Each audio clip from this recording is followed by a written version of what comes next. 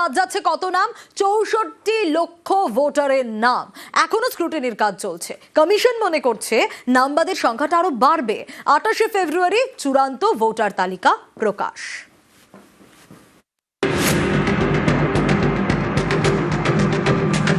SIR শুনানির deadline ছিল শনিবার। ডেডলাইনের আগে শুক্রবারই শুনানি শেষ হয়েছে। চূড়ান্ত ভোটার তালিকা থেকে কত নাম বাদ যাবে এ নিয়ে জোর জল্পনা। জানা গেছে আপাতত ৬৪,৮১,৫৯৫ জন ভোটারের নাম বাদ যাচ্ছে। পশ্চিমবঙ্গে এসআইআর শুরুর আগে ভোটারের সংখ্যা ছিল ৭,৬৬,০০,০০০ বেশি।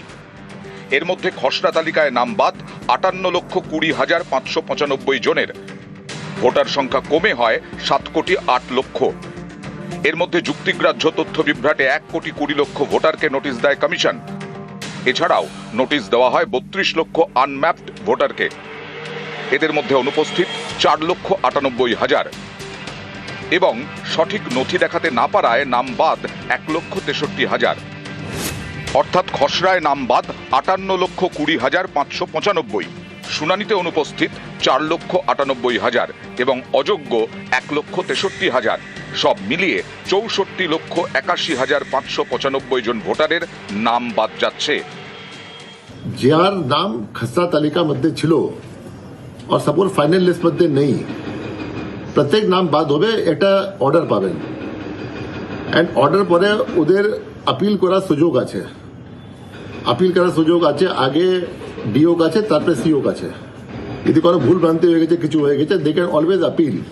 আর যার নাম খসড়া তালিকার মধ্যে ছিল না, ওদের একটাই ও আছে ফর্ম 6 অ্যাপ্লাই করার জন্য।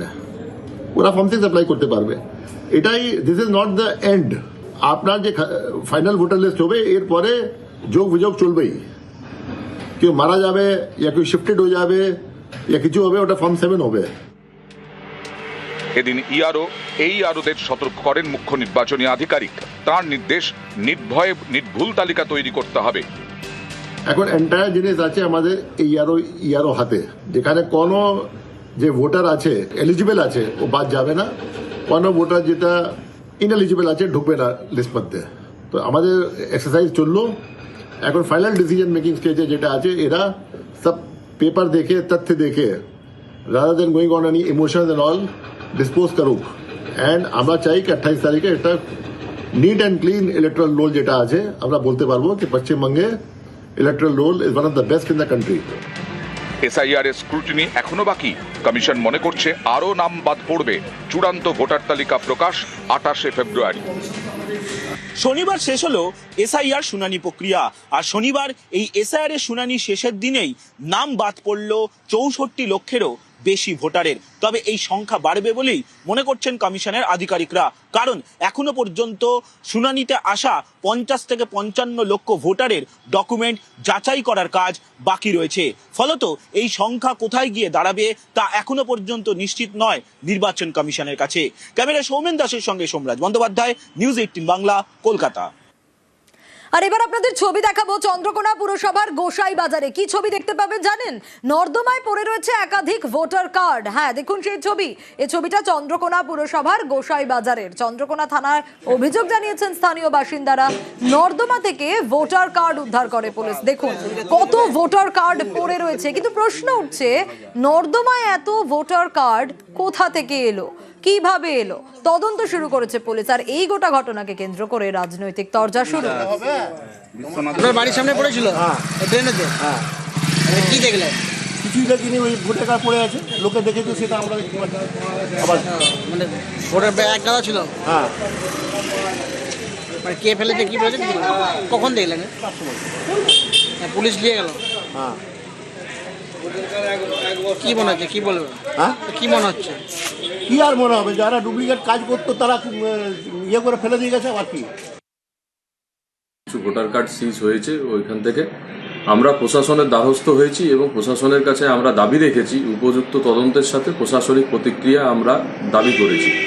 স্বাভাবিকভাবে উপযুক্ত তদন্ত হোক, এই ভোটার কার্ড কোনখান থেকে এলো, এই ভোটার কার্ড কেনই বা এলো, এবং আমরা বারংবার প্রশাসনের দ্বারস্থ হব এবং প্রশাসনকে বলবো উপযুক্ত তদন্ত করে সঠিক প্রতিক্রিয়া দিতে।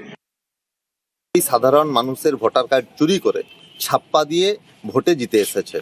ভোটে ছাপ্পা দেওয়ার জন্য ভোটার কার্ড চুরি, তার সাথে সাথে বিভিন্ন সরকারি প্রকল্পের টাকা আত্মসাৎ করার জন্য বিভিন্ন সাধারণ মানুষের ভোটার কার্ড কেড়ে নেওয়ার অভিজ্ঞতা এই সময়কালে আমাদের তো সকলেরই আছে। আর এটা তৃণমূলের কাজ, তৃণমূল এভাবেই আছে টিকে, এবং ওদের টিকে থাকতে গেলে এছাড়া অন্য কোনো পথ নেই।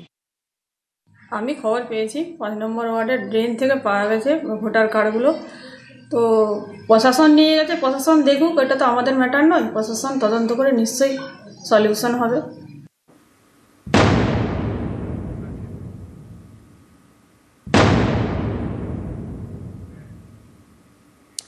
ভোটের আগে মমতা বন্দ্যোপাধ্যায়ের মাস্টার স্ট্রোক, বাংলার যুবসাথী। ভোট বাক্সে প্রভাব ফেলতে পারে বুঝেই কি পাল্টা কৌশল বিজেপির? অ্যাসেম্বলি ওয়াইজে 294টা কেন্দ্রে আমরা 294টা ক্যাম্প তৈরি করব। একটা অ্যাসেম্বলিতে একটাই ক্যাম্প করব। 15 থেকে 26 ছুটির দিনগুলো বাদ দিয়ে, এবং যারা জমা দেবেন তাদেরটা সঙ্গে সঙ্গে তারা রিসিপ্ট পাবেন এবং ডিজিটাইজও করা হবে। রাজ্য সরকারের নতুন প্রকল্প বাংলার যুবসাথী। এপ্রিল থেকেই বেকারদের ভাতা দেবে সরকার। 5ই ফেব্রুয়ারি রাজ্য বাজেটে ঘোষণা করা হয়। রবিবার থেকেই এর জন্য রাজ্য জুড়ে ক্যাম্প শুরু। কর্মসূচির নাম স্বনির্ভর বাংলা। এই ক্যাম্পে বাংলা যুবসাথী, লক্ষ্মীর ভান্ডার সহ 4টি প্রকল্পে আবেদন জানানো যাবে। 2021-এ লক্ষ্মীর ভান্ডার মহিলাদের মন জয় করেছিল বলে মত রাজনৈতিক মহলের। আর 2026-এর ভোটের আগে নতুন প্রকল্প বাংলার যুবসাথী, বেকার ভাতা। অনেকেই মনে করছেন বিধানসভা ভোটের আগে বেকার ভাতা তৃণমূলের ভোট বাক্সে বড় প্রভাব ফেলতে পারে। তা বুঝতে পেরেই কি পাল্টা কৌশল বিজেপির? রবিবার থেকেই চাকরি চায় বাংলা কর্মসূচিতে পদ্ম শিবির। জেলায় জেলায় করা হবে ফর্ম বিলিং। এটাও করবে চাকরি চায়। দলে দলে ধপবাজ ফেরেববাজ 420 তৃণমূল সরকারের ফর্ম ফিল আপ করবেন, আমাদের কোনো আপত্তি নেই। এটাও করবেন চাকরি চায় বাংলা। 2,15,00,000 বেকার। মাধ্যমিক পাশ করা বেকারদের ভাতা দেবে রাজ্য সরকার। মাধ্যমিক পাশ করা 21 থেকে 40 বছর বয়সী বেকারদের মাসে 1,500 টাকা করে দেওয়া হবে। স্কলারশিপ ছাড়া অন্য কোনো সামাজিক প্রকল্পের সুবিধা পান না এরকম বেকারই এই ভাতা পাবেন। পর্যবেক্ষকদের একাংশের মতে এটা সামাজিকভাবে যেমন গুরুত্বপূর্ণ তেমনই রাজনৈতিকভাবেও। কারণ লক্ষ্মীর ভান্ডার মহিলাদের মন জয় করেছে। এবার তরুণ প্রজন্মের জন্য বেকার ভাতা, যা ভোটে ডিভিডেন্ড দিতে পারে তৃণমূলকে। এবারের অন্তর্বর্তী বাজেটকে তিনি নির্বাচনীর একটি লিফলেটে পরিণত করেছেন।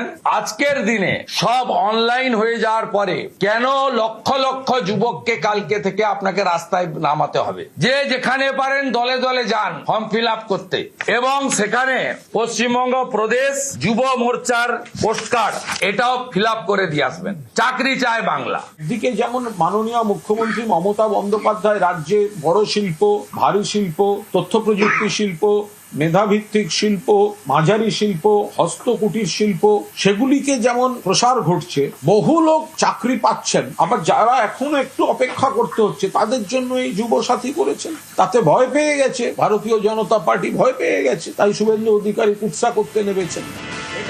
নিউজ 18 বাংলা।